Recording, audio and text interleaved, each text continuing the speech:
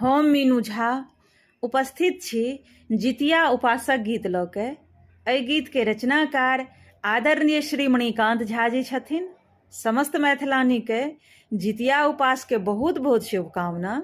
धन्यवाद। जय मिथिला, जय मैथिली। करबै हम जितिया उपास, अन्न पानि सब त्यजबै। करबै हम जितिया उपास, अन्न पानि सब त्यजबै। हमरा मन में ई छै विश्वास, एहिमे जरूर सकबै। करबै हम जितिया उपास, अन्न पानि सब त्यजबै। सतमी नहाय खाय मीन और मरुआ, घाटहि चढ़ायब खैर तेल करुआ।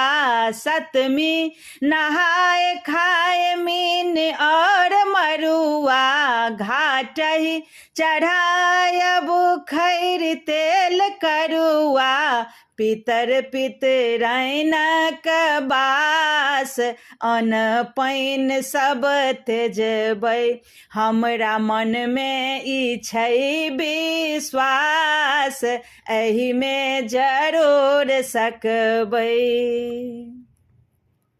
धिया पुता केर औरदा बढ़ायब, चिल्हो सियारक कथा सुनायब। धिया पुता केर औरदा बढ़ायब, चिल्हो सियारक कथा सुनायब।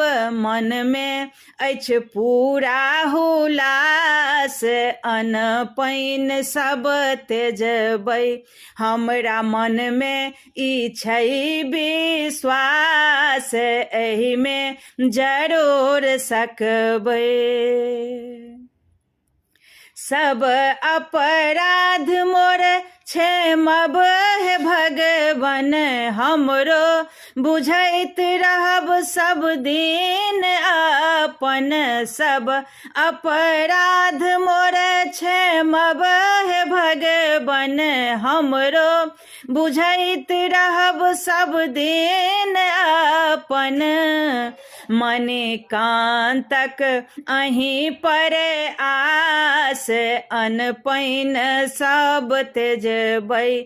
हमरा मन में ई छै विश्वास, एहिमे जरूर सकबै। करब हमहूँ जितिया उपास, अन्न पानि सब त्यजबै।